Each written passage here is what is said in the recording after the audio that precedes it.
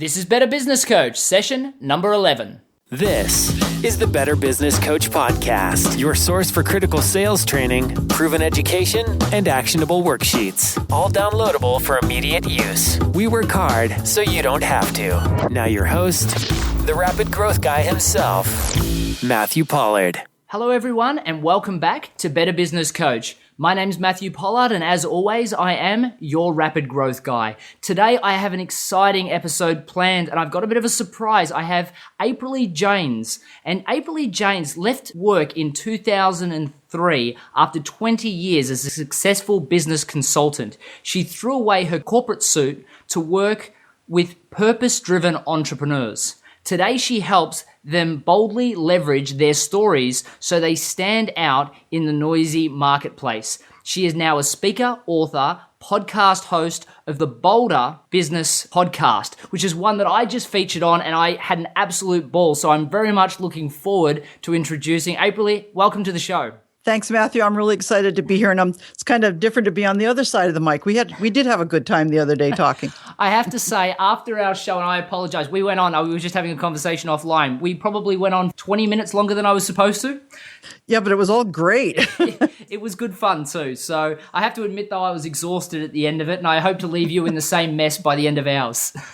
Tit for tat. Yep. So you are talking about one of my absolute favorite topics, and I love talking about stories because they're really, really engaging and they get people in. And I've just a few sessions ago, over in session 10 of the Better Business Coach podcast, talked about we're going to mention stories at some stage coming up very, very soon, and just how exciting that is for their ability to sell and their ability to coach and so many other things. So why don't you start, because I know this is one of your favorite topics to talk about as well. Could you tell us a little bit about the science behind stories and why they work? Well, when I first started looking at story, and I'm a creative writer as well, so I've always had a great love for story and a great respect for it. But I got wondering, why is it that we are so attracted to story? And I used to say it's in our DNA. But when I started digging deeper into the science, I discovered there are real physical reasons why we respond the way we do to stories and why it is such a powerful tool for us in our businesses. First off, we all know about that know, like, and trust factor.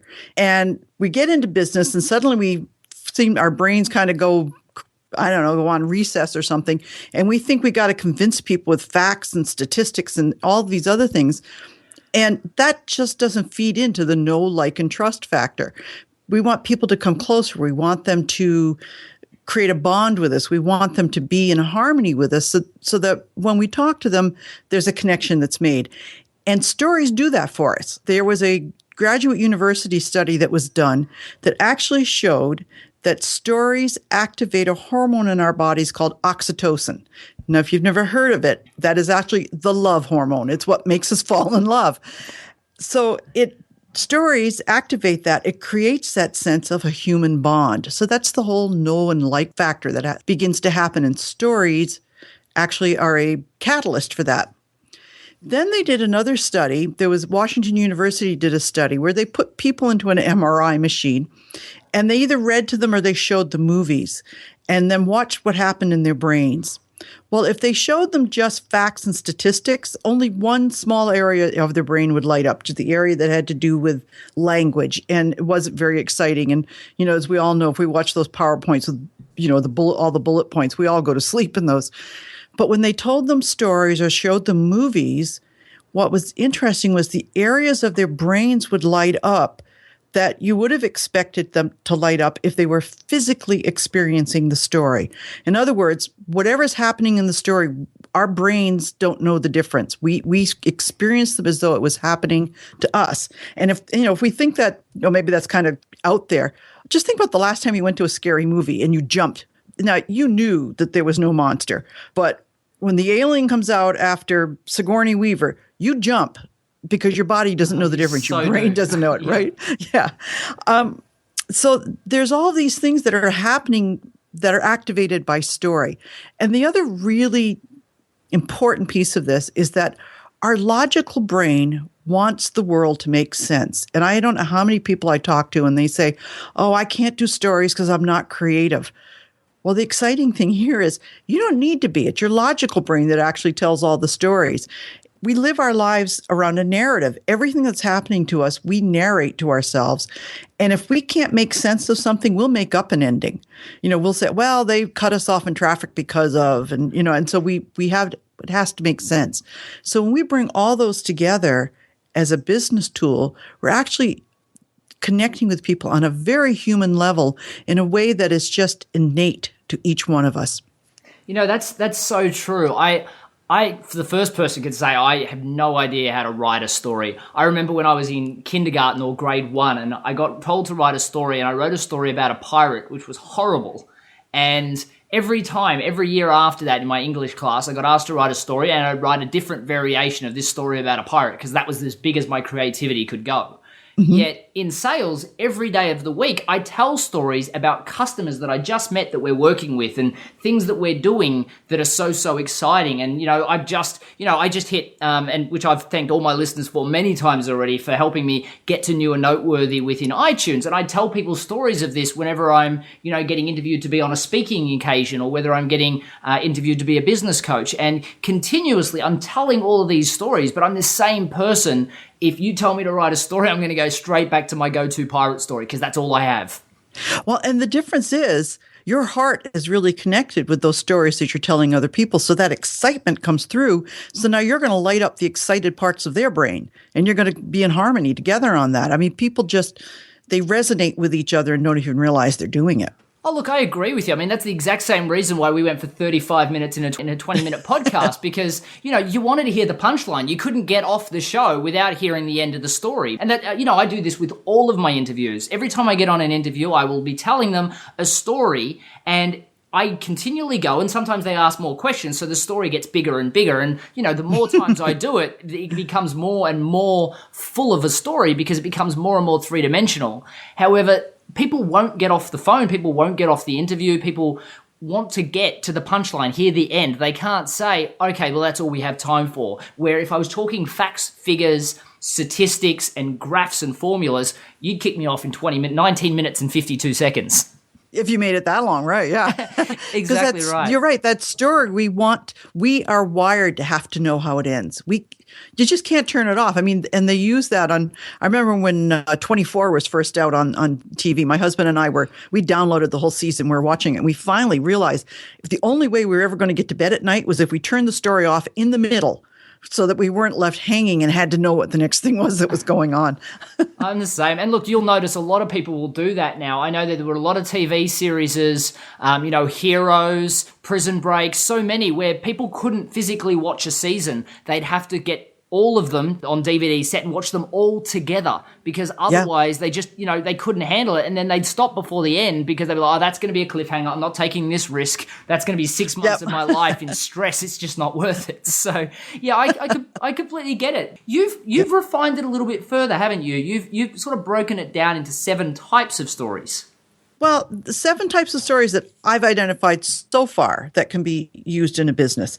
And it's not like sales or introductions, but the kinds of stories that the classifications that a story can fall into. And I'll give you some examples of the way businesses use them. First off, there's the overcoming story, which is like David and Goliath or Sigourney Weaver and Alien. And Apple did a great ad on that. If you go on YouTube and look at Apple's attack on Big Brother in 1984, they were talking about bringing out the Macintosh at that time and just changing the world and what it was going to be. And that was a great overcoming story. It's a brilliant ad, by the way. Then there's the rebirth story, which in movies you'd think It's a Wonderful Life. That's a good example of it. Prudential used to have an ad out called Day One, which would help people who were facing retirement realize that it wasn't the end, it was the beginning. So it was a brilliant use of that idea of rebirth. There's a quest story, which we all know Lord of the Rings is a brilliant example of that. And we identify with brands that are always looking for perfection, like IBM and Lexus. They have a quest looking for the brand that is just going to, personify perfection. Then there's journey and return. And in movies, we think of The Wizard of Oz. I like to think of Corona beers for this one because we talk about finding your beach. That's their tagline. And getting out there and then coming back to real life. So it's a good example of that journey and return. Rags to Riches, which would be a Cinderella story, and Johnny Walker, the Scottish farmer to global. Well, you see that a lot as well in the skiing demographic. People contrive stories of how they weren't always successful. I know Kerwin Ray talks about being dyslexic, which, I'm dyslexic also, so I identify with that. And all of a sudden, he became my favorite speaker when I was 18. And you've got people like Robert Kiyosaki that talks about the fact that he was living out of his car with his wife, and people can identify with those. These are the stories that people say, okay, I get it. This guy or this girl has been through it. They've been where I am, and they've made it rich from them. It's absolutely true, because we have to identify with people. We can't identify with perfection. Even people like Sir Richard Branson talk about first business venture came because I think it was a grandmother that lent him a few $1,000s to start a business, and she borrowed that money off her own house. And people love these stories because it offers hope. And that's really what we're looking for in a story. How do you offer hope to the person who's listening to you? Whatever their problem is. Their problem might simply be that they're trying to achieve a dream that they've always had. They don't have to be facing a terminal illness or something. But we want to always offer hope. And that's why I love the Rags to Riches stories, because that's really what we're looking for. It's what we're willing to show. And the more we're willing to share our humanness, the more we can get that know, like, and trust factor going. But there's I just wrote about this the other day. There's a real fine line between manipulating emotions and actually helping people understand that you understand them. And the way you do that is you always hold, what is it I want for this other person? What do I want them to learn from my experience that's going to help them? Then it totally is out of that whole manipulation realm. Well, it's funny. I held back the fact that I was dyslexic for a very long period of time. I mean, I now freely will talk about the fact that I had a reading speed of a 6th grader when I was in late high school.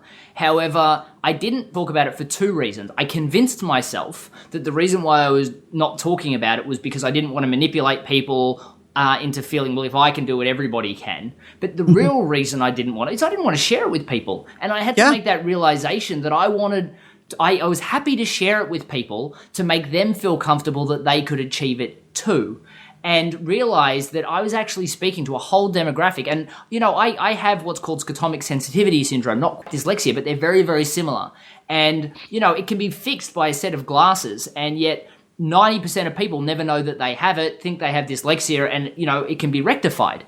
Yet, I started learning how to read from the age of 18 once I finally got diagnosed with the problem. And, me not sharing that story and me not being open about it meant people didn't get to find out about the condition.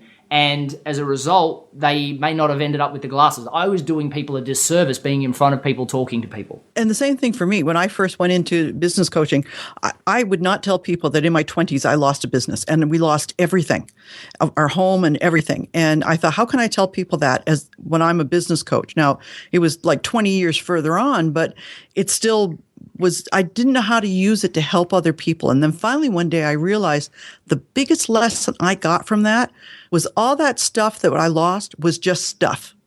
And because of that, I didn't have fear around trying something else because I knew I could replace it all. And so now I can help people understand, let go of the stuff, because that's what's a lot of time is what keeping us afraid. We're afraid we're going to lose something. And sometimes you got to lose it to get something bigger. So that was changing that story around and seeing in my head how it could serve others really made it powerful. And people, when I tell that story now, they can connect to it. And I often have people say, wow, you really do get it. Because we allow ourselves to be human and be seen as humans. There's a quote, the things you own end up owning you. Will Smith also has one that says, too many people spend money they haven't earned to buy things they don't want to impress people they don't like. Yeah, it's so true. So the rags and riches stories really do work because people do want to see people come from nothing. And your story of losing everything, people would identify with that because you've made it, you've lost it, you've made it again. That's somebody you can get behind. And to not share that story, as I was doing people a disservice by not talking about, my reading conditions, you were doing customers a disservice by not sharing that. And it's so great that you've brought that message out and you're now sharing it with people comfortably. And you should have seen my husband's face the first time I told it, but he's good with it now too. So I need to know the end of the story. What are the last 2? Well, the last 2 are actually ones that we don't use so much in business, but they can be done Well, tragedy is one, and I just recommend stay away from that completely. And Prudential at the Super Bowl really had a misstep with that one because they brought in that accident commercial, and bad timing. People are having a party and watching a ball game, and then they've come in with this real downer. It's usually not a good story to use in business because it's not positive. It doesn't offer hope. The other one is comedy, and that's hard to do. But if you get it right, it'll go viral. And one company that really does do it well is Geico with their little gecko that runs around and does stuff. They get it right. So if you get people laughing and thinking, not just poking fun at someone, then you can use comedy effectively. But it doesn't need to be the focus of the story. It needs to be part of a bigger story. It's funny. I've actually just seen one. One of my clients that I coach actually suggested one. It's called The Conference Call, and it's on YouTube. So you should definitely hop onto YouTube and check it out. And while you're there, of course, you should definitely subscribe to the Better Business Coach channel. However, this conference call was all about, what it was like to be on a conference call. And it was people around a boardroom, but they were mimicking like what it was supposed to be on a conference call. And it's, somebody all of a sudden is talking and then they're outside the room, and then another person is talking and then there's a dog sounding, and then they get an email saying, drink specials in 5 minutes. So they're like, I'm sorry, I'm going into a tunnel. And then people keep dropping in and dropping out, yet they're all just sitting around the boardroom table. It's hilarious. And they used comedy so well. And it was a commercial. And though I actually never heard of the brand before, they've had millions of views. And, a lot of people put a YouTube commercial up and maybe get one or two, and you pay that sort of money to be in front of the Super Bowl to get that sort of audience. Yeah. But I love what you're talking about with that conference call, and I am going to look that up, is people do want to be entertained. I mean, and they say that's just happening now, but I think it's always been the case. We want something that's going to catch our attention that we can talk about. And if you get the right story, you don't even have to repeat it. Your customers are going to repeat it for you. And the people that are like you and I talking about this, you get word of mouth going. That's powerful. And you can't pay enough money for that. Yeah, look, definitely. I agree. And, I continually follow, stories, and I get behind people. And it's just one of those things that it just works because it gets past people's logical barriers that they shouldn't accept the premise of this. And, we were talking on your show. And I think that's just about to launch. So we'll talk about your podcast in a second because people should definitely check that session out. But, we were talking about the fact that, when you tell the story about Goldilocks and the Three Bears, you have to accept the premise that a bear owns a house and they own beds and they have porridge. Mm-hmm. And yet you're willing to accept that because it's a story. Yet for some reason, people don't tell stories when they're talking about their products and services, even when you're talking stories about customers that you've had that have had great things happen, they have to accept those premises as well because you're telling a story about someone else. So their logical mind not engaged. Well, and we talked about this the other day, the idea that when people think a sales pitch is going to happen, all of their filters go in place. But if they think it's going to be a story, when you say to them, let me tell you a story, they drop the filters because of this science that we talk that's behind it. And people lean in and they want to hear it. So it's such a powerful tool to open up that space so that people will actually engage with you and drop the filters, which is what you're really looking for. Definitely right. Before we go any further, guys, I will let you know I will put a link on the website to that conference call video so you don't have to go searching crazily on YouTube. So just go to betterbusinesscoachpodcast.com or matthewpollard.guru and you'll be able to access that video as part of the show notes. However, I also know that people are going to want to get in contact with you as well, Aprille. So how would we do that? And I know you've got a special gift or something you've organized for our listeners, which I really appreciate. So if you could share that information as well. Well, my podcast is boulderbusinesspodcast.com, and it's been around for a while, but we're just switching over now to really hone in on story. My website is boulderbiz.com, and on there, either one actually, I have it's a PDF at the moment. It's called 21 Ways to Use Story in Your Business, How to Grow Your Business Through Story. And it's worksheets and some ideas and just kind of a way to trigger great ideas around story and where to use them. And I'm letting people know first here, because you and I talked about this, Matthew, I am going to be redoing this as a video. If they get on my mailing list with the PDF, they will get the new video series when it comes down. They'll be the first ones to know about that. So. That is awesome. So get on that mailing list, guys. It's about stories. Trust me, as a business coach, you do need to know how to tell stories, whether it's telling stories to acquire customers or whether it's telling stories to get customers to identify that they have a problem or feel comfortable to have a problem that so many other people have. Stories is one of those things you just have to know.